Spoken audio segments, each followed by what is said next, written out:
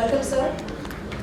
And now may I welcome our panelists for this session, Mr. Kamalesh, Harchandani, Head Data Center Design and Development, CapitaLand.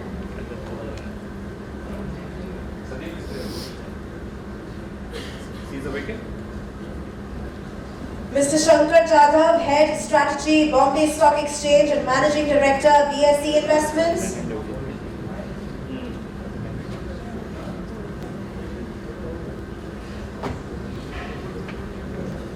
And Mr. Dhaval Pandya, Corporate CIO, Piramal Enterprises Limited. Ladies and gentlemen, a huge round of applause for our panelists, please. Now I would hand over the further proceedings of this session to Mr. Sandeep. Thank you. This panel has only 3 speakers, so you always have many or few big. So here we have few big. Great to be amongst all of you, stalwarts.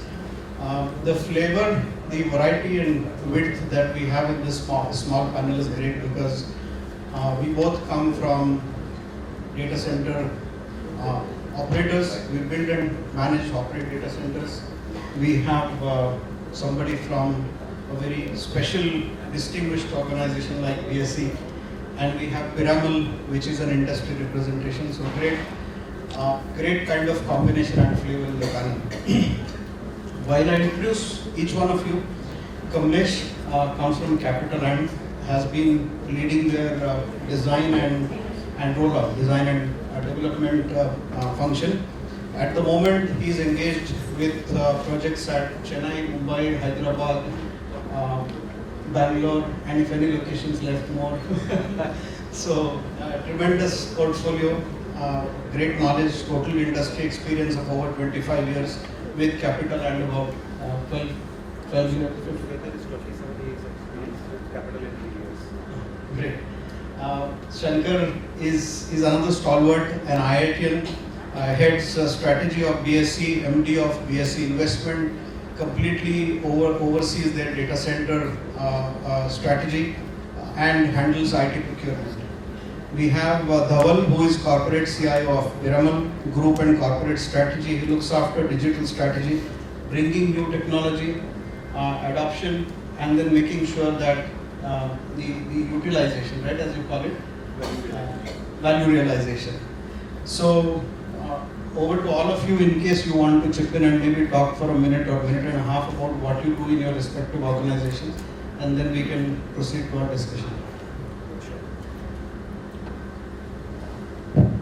Very good afternoon to all of you. I'm Dhaval Pandya. I'm the corporate CIO with Piramal Enterprises Limited. And like Sandeep introduced, I look at 3 main things within the organization. One is bringing in newer technologies and newer happenings from around the industries, around the domains, around the world to Piramal. Looking at their applicability, trying to do some POCs and pilots, and then see if it is worth scaling up. Also look at the complete group and corporate strategy, and especially digital transformation across the various entities of the group, with providing strategy and direction as well. And last bit is with regards to looking at the complete adoption of technologies and ensuring that if the value that was envisaged out of that particular initiative is getting realized or not. Really exciting times with all these new technologies that are available. So a lot of work happening there, and happy to be here, and I'll try to share my insights. Thank you. Thank you. Thanks. As you all know, BSE is one of the fastest exchanges in the world. So edge data centers will look at latency as a major factor. But besides that, let me tell you, many people who are in data centers or in IT organizations, they compartmentalize themselves. So many people don't look at networking or data centers or even help desk services or software development or ERP implementation the same way. I'm lucky to have started my career as a help desk engineer and set up the whole Reliance network in India, so we know how data centers are so important for the Indian scenario. And that's what I think makes BSE a great company to work for, because it doesn't stop any time. Sure. Thanks. Good afternoon all. My name is Kamalesh Harchandani. I take care of design and development for CapitaLand.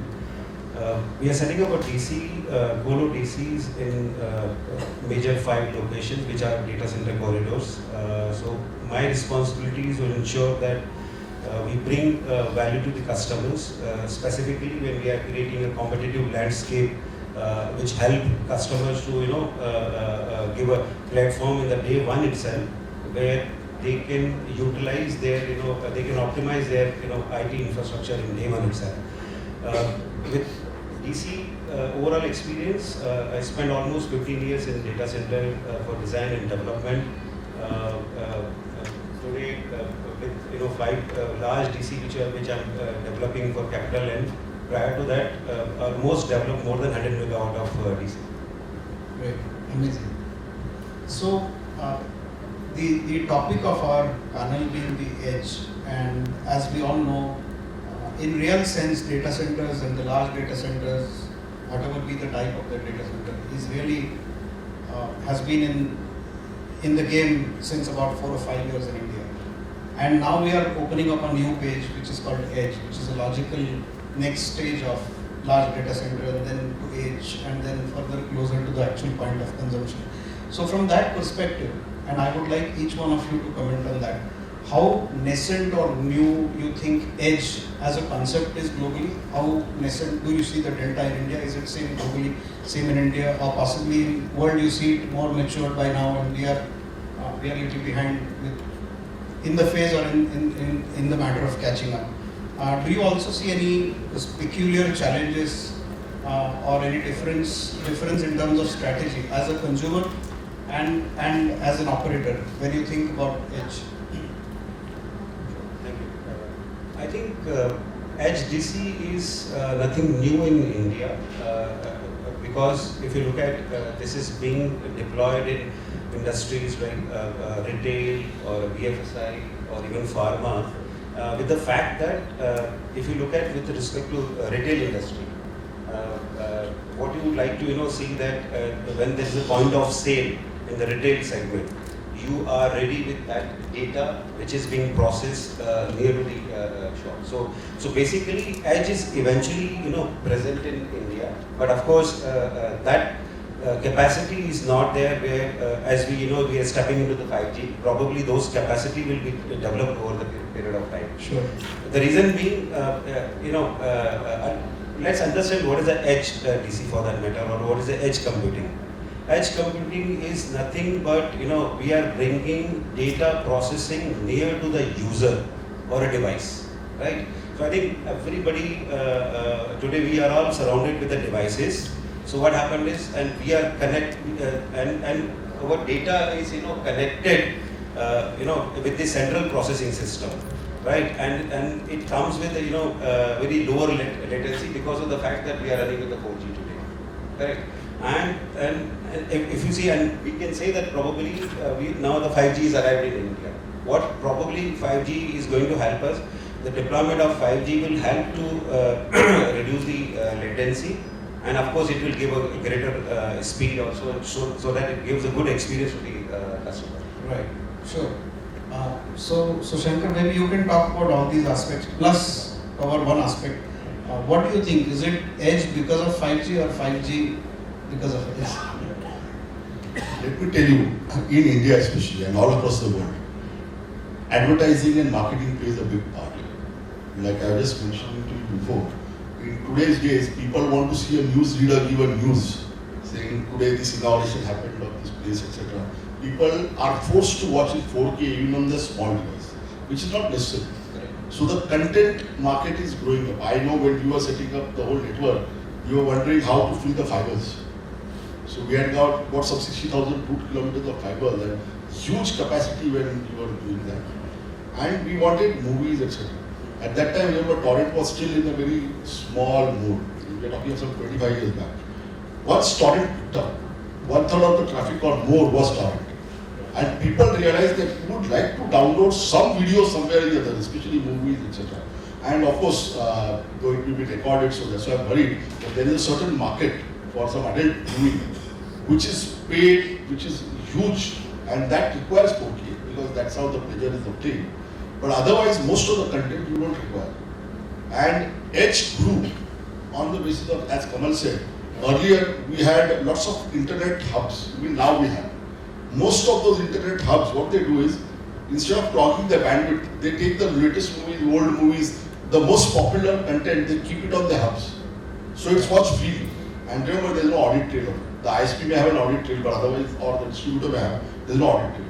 What Edge is going to do is, you're going to get an audit trail for everything. Right. Second aspect is, the world has got encrypted. Right. In fact, most of us people here don't like other people to encrypt their data. They want to see everything, but they don't want anyone else to see their data. Correct. So we had a very good concept called DNS over HTTPS. No organization is willing to buy. Because the moment you go DOH, you don't know what your employee is doing. He's just going over a DNS. So the data is encrypted, and encryption costs bandwidth, so maybe multiple times. Besides encryption, there's lots of hops, etc. So Edge will really solve those problems.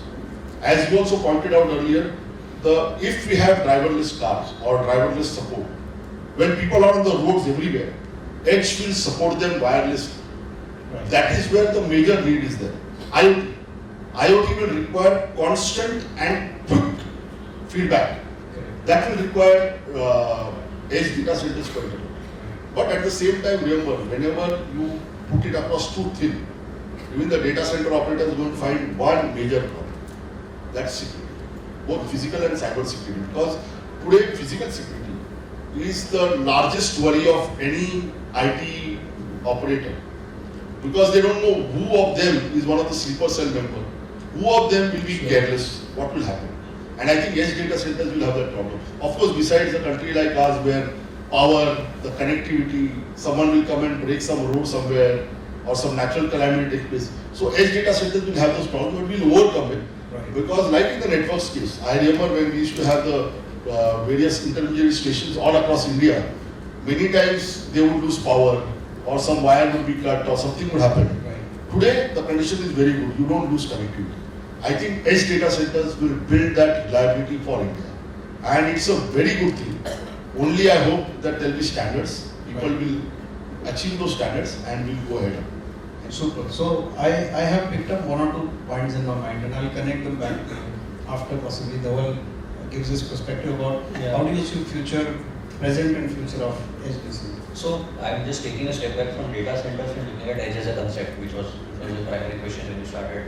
So I don't think that's a new concept at all, because if you talk about, in a sense, say a smartphone, that is technically doing edge computing for you today, right? So the advent of the smartphones is, or even before that, for example, there are multiple devices which were following this concept. Come think of the manufacturing world where you have the OT landscapes. They always had their equipment and the data center which powers that equipment stationed by the shop floors. There would be a small corner somewhere where there would be one split AC and it would have an open door, and that's where basically you would have maybe 1.5 racks, and that's where you would have all the equipment that is basically running all your OT equipment. So as a concept, it's been around. What has changed is the interpretation. From just looking at possibly solving for providing the connectivity, it is now moved to saying that how can I solve business problems? Or how can I basically solve problems which otherwise would take a lot of time to interpret, comprehend, and then find a solution to it. So it's been expanded, made more sophisticated. Yes, so basically the interpretation or the application of it is what has changed. And if you talk about whether what its uptake in India has been, possibly it's been a little lesser than somewhere else in the world, but that's again a factor of 2-3 things. One is obviously the technological advancement and where that geography lies on the technological, the maturity of the overall user base or the population that country holds, and also somewhere the policy matters which are there. And so it basically either decides or impedes the introduction of technology in that particular geography. So yes, there is scope, there are a plethora of use cases, and coming back to 5G for edge or edge for 5G, I think it's a again chicken kind of a thing. But yes, what 5G will do is definitely will power edge. The uptake that you are seeing for edge today, or the applications that people are thinking of today, it will definitely open their eyes and ears to think a lot beyond what they are already conventionally thinking. Sure. Wonderful. I think with the top of that, obviously, we were around this, age for past few times. 5G will definitely improve the performance because it comes with the lower latency as well. And over top of that, the emergence of new technologies like machine learning, blockchain, artificial intelligence, and they actually create exponentially, data, and to handle that, probably that's how, the 5G is going to complement that. Sure. Maybe, Sandeep, I'll just put a comment here. And I again go back to this bandwidth requirement. Most of the time, IT people are worried, what happens if things go wrong?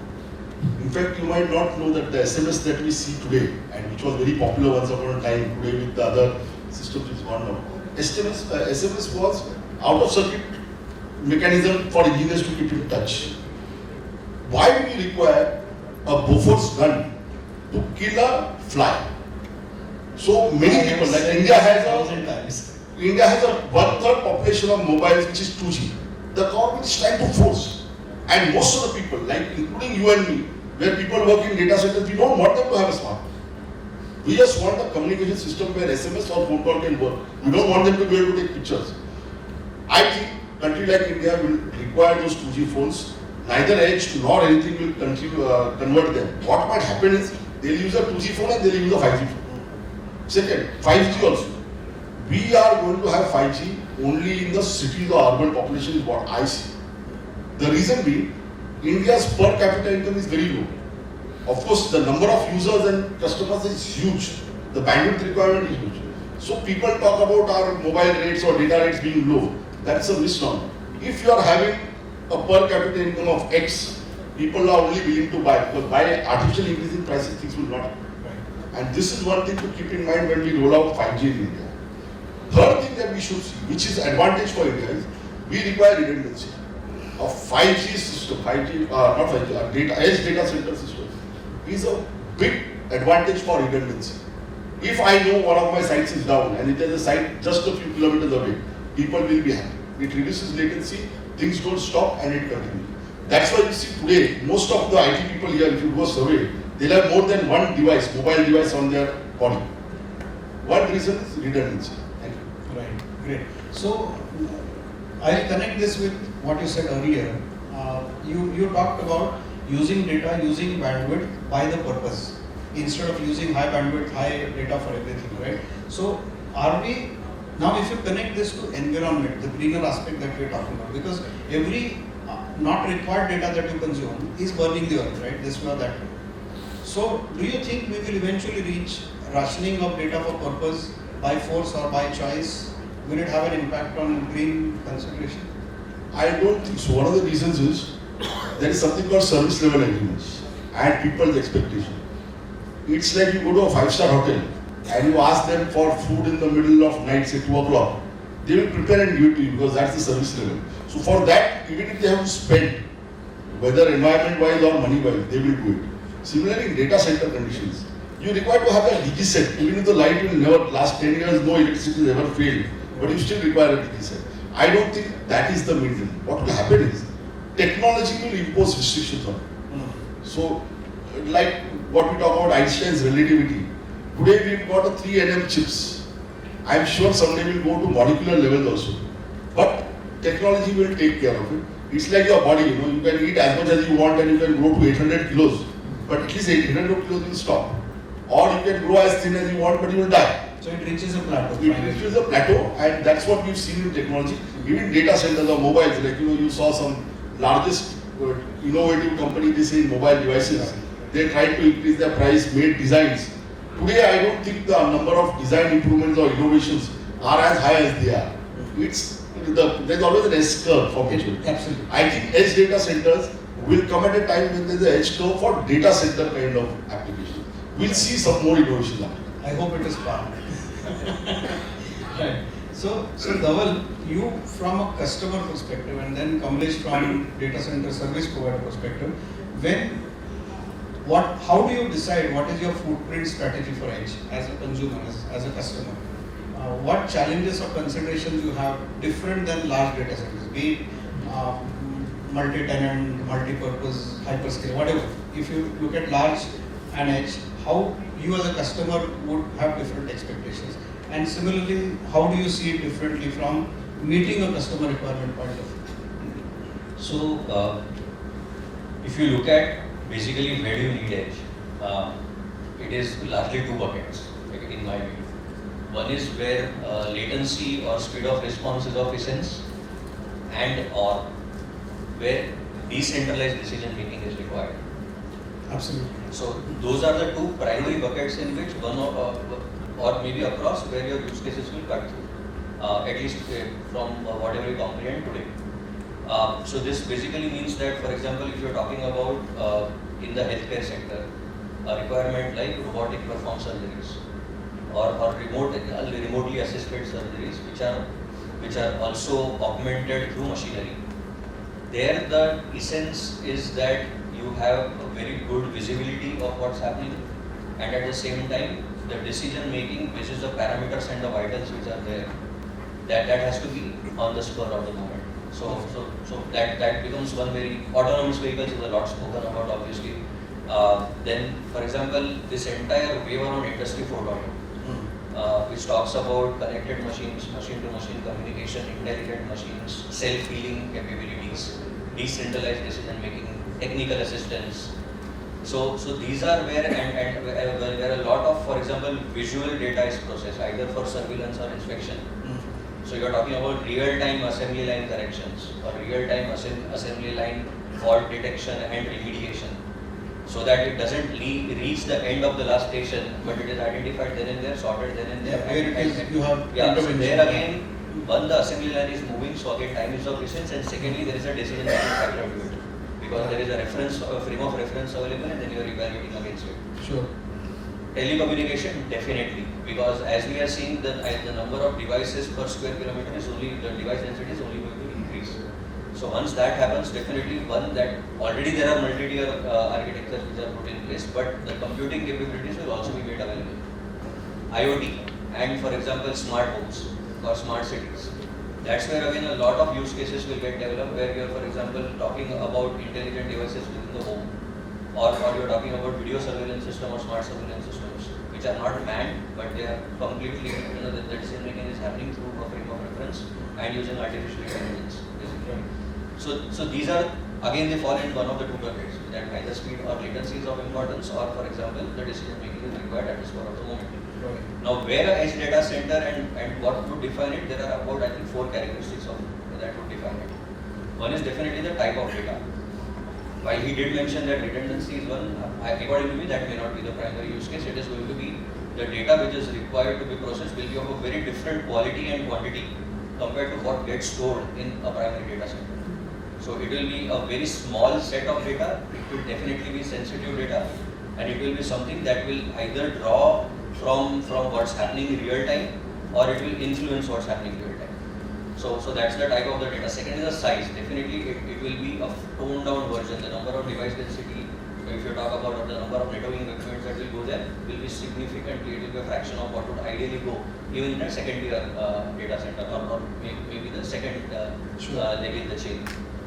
The third and the important thing is the location, which is primary. And this is, the location of the data center has to be either where the data gets generated or where the data gets consumed, depending on the use case. So these parameters will define as to what is a right candidate for putting in an edge data center, or whether you are better off putting a backhaul and taking it to the main data center. And the last thing is, for example, where you are talking about distributed computing. For example, autonomous cars.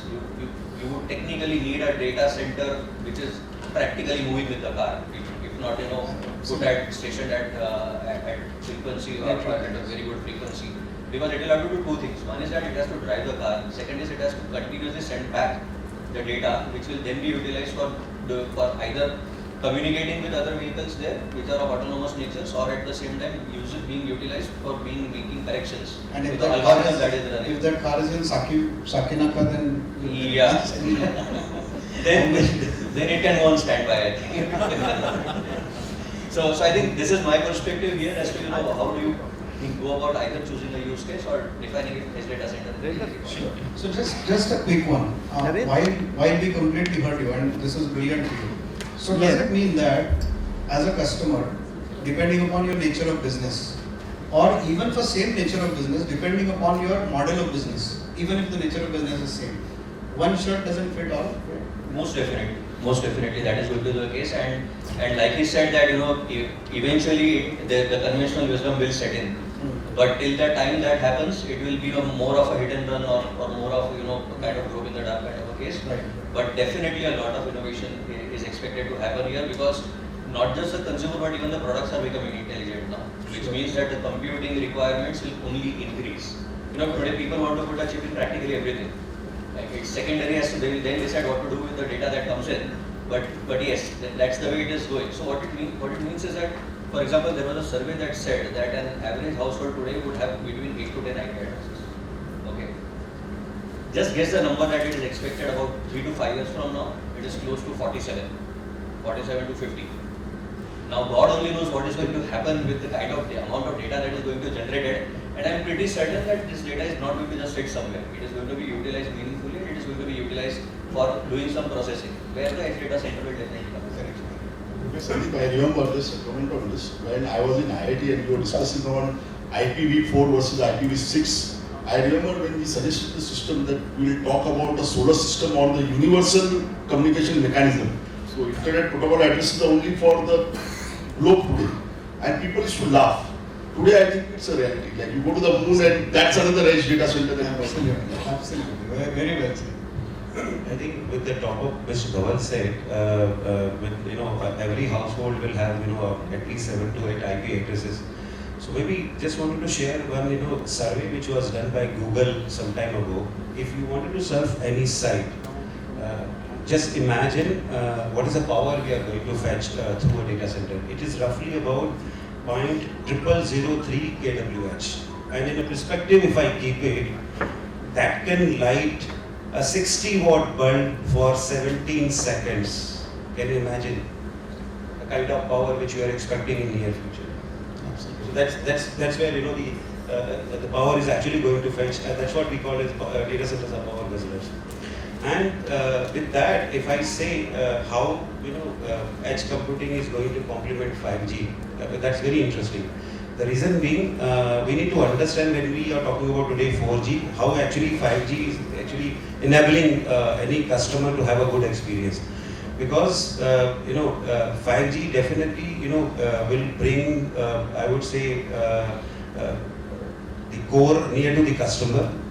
Because in today, whenever you are using any device, your data actually transmit through with the connectivity, and it goes to the original position. But ultimately, the volume of information and the required bandwidth, today the experience is very, very bad, and because of the latency issues. And that's where edge computing complements 5G in that case. And maybe another survey, if I talk about, with respect to the data which is being generated, as per the IDC survey, which is International Data Corporation IDC survey, by 2025, there will be roughly about 14 billion IoT devices. 14 billion IoT devices. And imagine the kind of massive data will be generated. Obviously, processing such massive data, you require a huge computing power. So the limitation is obviously, with the current, we have that, a centralized data center. Eventually, it will be, with a distributed system with an intermediate node. Right. So if today you have to start rollout of edge, what do you think are your immediate challenges? Are there any bottlenecks? Would you like to see some? Do you desire to see some improvements, whether it is in infrastructure, policy, whatever? I think the first challenge is to identify the capacity today. It's very, very important. If I have to, let's say, set up a edge DC, how do I actually going to arrive at edge capacity, whether it could be 1 megawatt or a 2 megawatt? Because ultimately, as we know, just we roll out 5G, we have yet to really decide how much capacity I have to go for a B-class city or C-class city or D-class cities. And of course, top of that, the challenge is, if I look at, you have to abide with the SLAs, which is required by your end customer. But on the same time, running those small facilities, it will be very difficult task over the period. The reason being, Today we are, there is scarce resources, especially in the data center staffing. Ultimately, the operation guys have to run DC and they have to abide with the SLA which has been committed to the end users also. So I think these are the major challenges which we see apart from the land identification and the capacity, figuring out the capacity. These are few challenges which we for now. Obviously, few challenges will come again in terms of a power continuity, which Sir has already talked about the redundancy in or the power backup through the DG side. So those things will remain there. But there are two right now challenges which you see in terms of the rolling out this edge. Right. So do you all think that one of the bottleneck areas in immediate future, and that has to be dealt with on priorities, the latency in services reaching the edge locations? For example, your AMC vendors. You may be signing up for a very high extent of SLA, just like your large data center in metro, right? Would your critical equipment vendors be able to extend same SLA, same expertise there, in some of such critical aspects? How would you mitigate these things? Maybe I'll just comment on it. One of the things that we know is that we require always available network. So customer will always expect. So when you make edge, unlike the main data centers where redundancy in power and the infra is looked at, but we don't look at much redundancy in the systems themselves. In edge, you have to worry about that because if one of the data center fails or if something happens, you have to have a follow-up, which is what I mentioned. Second point, which Kamal pointed out but did not stress, and which I would stress because there is a climate conference just finished, where Mr. Modi, our Prime Minister, also suggested that India should take the lead in not only renewable energy generation but even reducing the climate effect. More use of data center, especially when it's not required. As you are Today, fashion industry is considered the worst villain for climate. I only hope that our industry doesn't reach that stage. Just because we insist everything should be trailed, there should be an audit trail, everything should be known. We create such huge data. As I mentioned, when you require any text, like BSE has every day we have so many transactions. We have to keep a record, that's all right. But if you have to keep every second of your video live, and if every person keeps imagine the amount of environment effects we have. And so we have to still allow non-online transactions happening. Very good. Another thing I want to say, which will be good news to our people today, the IT layoffs are happening. The increase in data centers means there are more and more IT people required. The number of IoT devices is increasing. You will require lots of people to support the customers in that. So it's a good business. It will help everyone. And I'm sure it will also bring everyone to the same level. There will be no data rich people and data poor people. I look forward to see Indians have data availability, accessibility without garden walls. I don't want a walled garden approach to data. Because today also I see some of the distributors, ISPs, they don't allow you to go to a certain site or a certain TV cable channel. I think that should stop. Right. Sure. So we have just a few minutes, maybe question answers in case. We have too many. Yes. Can I have a mic, please? We have about 3 minutes approximately. I'll just